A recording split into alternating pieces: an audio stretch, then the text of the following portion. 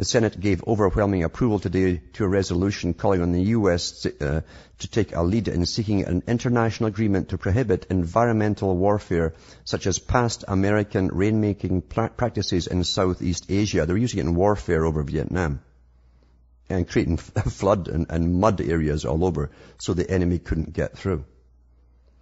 Another article from the New York Times by Seymour Hersh, May 19th, 1974. U.S. admits rainmaking from 67 to 72 in Indochina, a first in warfare. May 18th, the Defense Department has acknowledged to Congress that the Air Force and Navy participated in extensive rainmaking operations in Southeast Asia from 1967 to 1972 in an attempt to slow the movement of North Vietnamese troops and supplies through the Ho Chi Minh Trail network. There you have government admitting they can change the climate decades ago. That international treaty was written up and ratified from 1977. That's at the United Nations. It's titled Convention on the Prohibition of Military or Any Other Hostile Use of Environmental Modification Techniques, and can be viewed on the Federation of American Scientists sites. The link is here, by the way, and on the Carnegie Endowment site, and the link for that's here too. This technology is obsolete. Yet remarkably, most of us would think it's a technology yet to be developed. Amazing how much we are not reminded of or not told about. And I'm telling you folks, we live in a completely fake paradigm. That's what the media, the general media, is there for. What the media does is they show you the side effects of policy implementations. Oh, look at that. Oh, isn't it terrible what they've done here? Oh, the cost of this, blah, blah, blah. That's what they give us, the side effects, the fallout, not the causes. Every day we get from media that it's normal for horrible things to happen to countries predominantly made up of brown or black people, and we don't bat an eyelid even if the pain is inflicted from a Western nation. But the question is, does unaccountable national security branches of governance have the same mindset when it comes to us, the peak of democratic civilized society? The UK, USA, France, Canada, and so on. Fortunately, there's an answer to that question, as briefly mentioned by the third largest newspaper in the UK, The Guardian. This is from the 21st of April 2002. A government report just released provides for the first time a comprehensive official history of Britain's biological weapons trials between 1940 and 1979. It's still classified after 79, folks. So this is what they have declassified. Many of these tests involve releasing potentially dangerous chemicals and microorganisms, that's bacteria and viruses, over vast swaths of the population without the public being told. That was all over Britain. The test carried out by government scientists at Porton Down, this is what it says. The report reveals that military personnel were briefed to tell any inquisitive inquirer that the trials were part of research projects into weather and air pollution. That was from 1940 to 1979.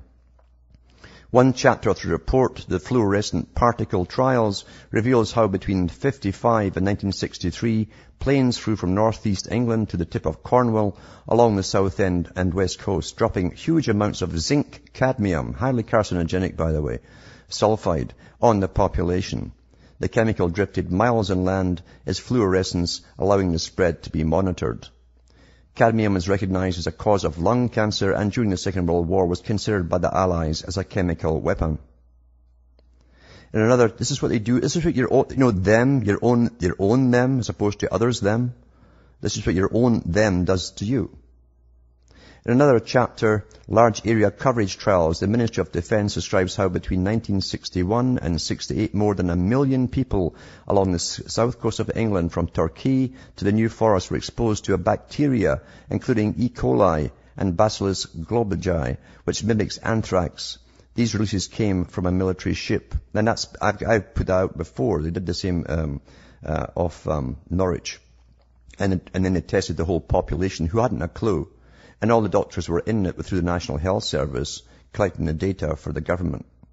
Oh yeah, you're dying of cancer. We don't know how it happened. Oh, so are the young. Oh, it's a mystery. The report also reveals details of the DICE trials in South Dorset between 71 and 75.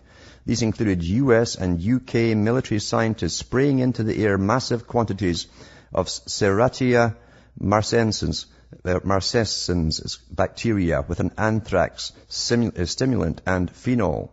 Some families in areas which bore the brunt of the secret tests are convinced the experiments led to their children suffering from birth defects, multiple birth defects, physical handicaps, and learning disability or difficulties. The report also confirms use of anthrax and other deadly germs on tests aboard ships in the Caribbean and off the Scottish coast during the 1950s. The documents state, this is the official document, tacit approval for stimulant trials where the public might be exposed was strongly influenced by defense security considerations aimed obviously at restricting public knowledge. The public are never told what's been done to them. You have never been in any democracy, folks. You've been in a never land. Back with more after these messages.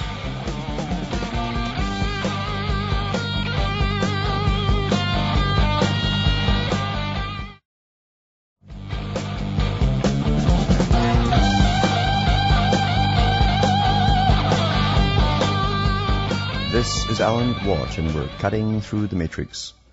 You know, everything is done under national security, and we're always kept in a state of flux or fear or war or Cold War.